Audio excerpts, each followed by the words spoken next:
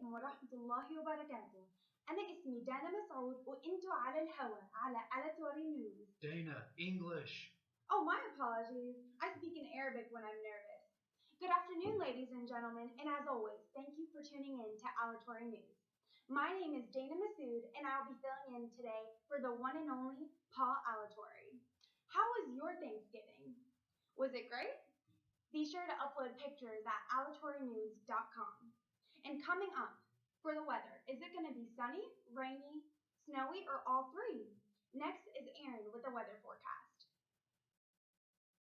Thanks, Dana. As you can tell, it's another crazy day of weather here in Knoxville. We started off with snow on the ground, and it's starting to change to rain now. It's so hard to predict the weather here, you guys could probably predict it as good as I could. Gotta love Knoxville weather, right? The highs tomorrow are supposed to be up in the 80s, and the lows should be back down in the teens by nighttime. Crazy weather, huh? For those of you who have weekend plans outside, as of now, and I repeat, as of now, everything looks just fine. That's it for the weather, and always remember, stay on your toes and be prepared for everything. I'm Aaron Evans, back to you in the studio, Dana. Glad you're dry. Thanks, Aaron. It sure seems crazy out there. Be sure to have your umbrellas ready the way I do. Next, coming up in the sports world, we have Cole Wilson, and he has a special guest for you. I went to the Vanderbilt game a couple of weeks ago, and these jerseys were to die for. I couldn't Dana, even keep the up with the script.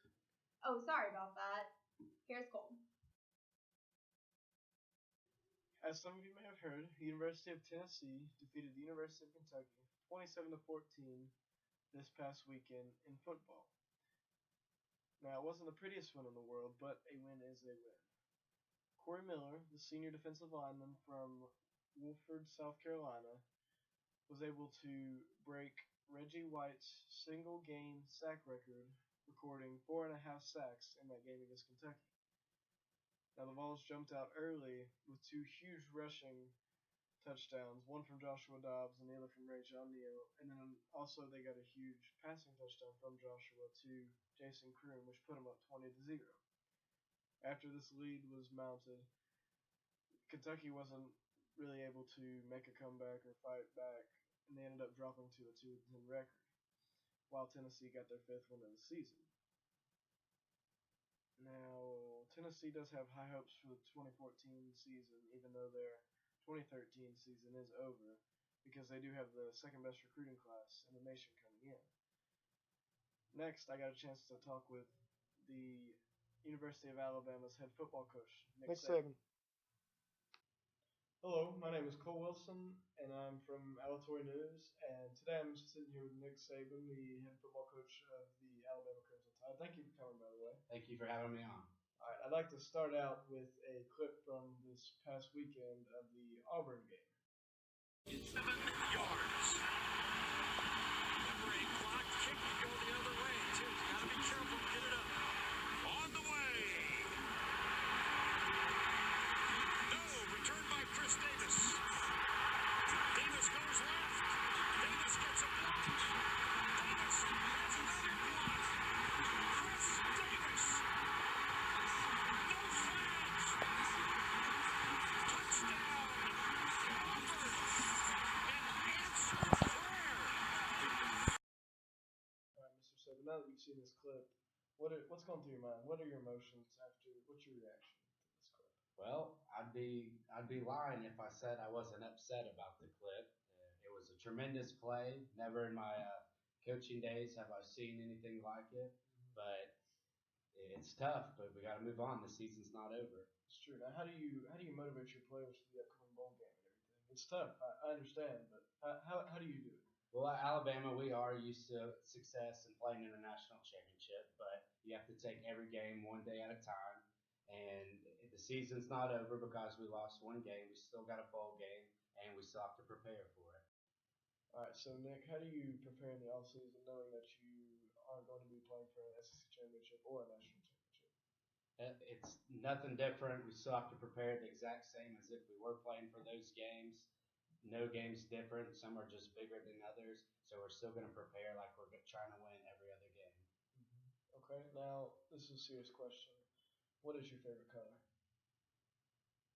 Well, I've never been asked a question like that before. I guess I'd be wrong to say it's not crimson. So for now, I'm gonna go with crimson. Crimson's my favorite color.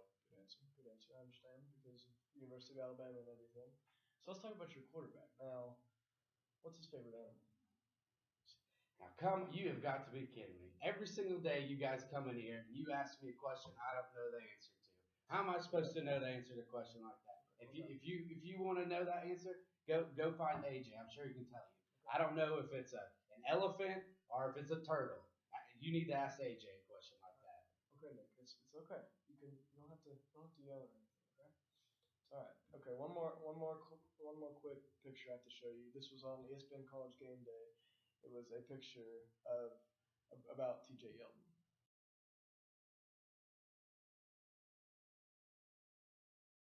So now that you've seen this picture, obviously it says TJ Yeldon hates puppies and Santa.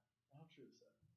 You are ridiculous. You guys are absolutely ridiculous. What kind of questions are these? You have got to be kidding.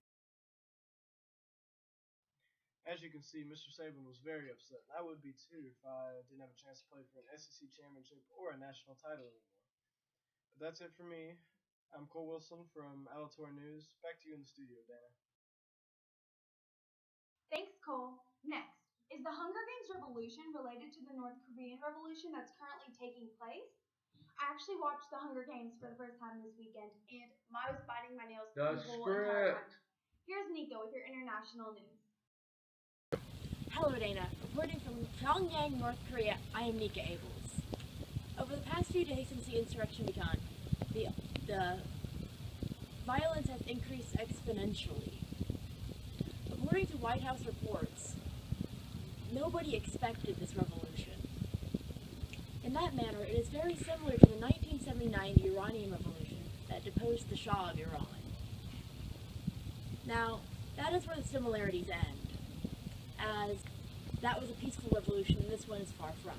The two major groups fighting on the ground would be the North Korean police and military, and a group of black-clad men and women who obviously have some military background, as evidenced by the amount of clashes that they have won in the past several days. A third, more unconventional group would be the civilians who have decided to take part in this revolution, spurred on by the revolutionary words of the men and women in black.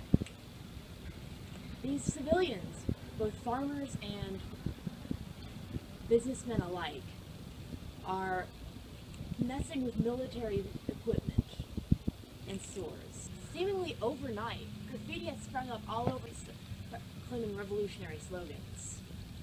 Nobody knows who these black-clad men and women are, as they wear masks almost like ninjas. And nobody knows where this conflict may lead. For Alatorre News, this is Nika Abels in Pyongyang, North Korea. Thank you, Nika. And that's a wrap for our news. Be sure to tune in to Dana News, Alatorre News tomorrow at the same time. And don't forget to subscribe to us on Twitter and Facebook to receive instant updates. And you can also write comments on alatorre.com of how great of an anchor I was. Have a great evening and stay classy.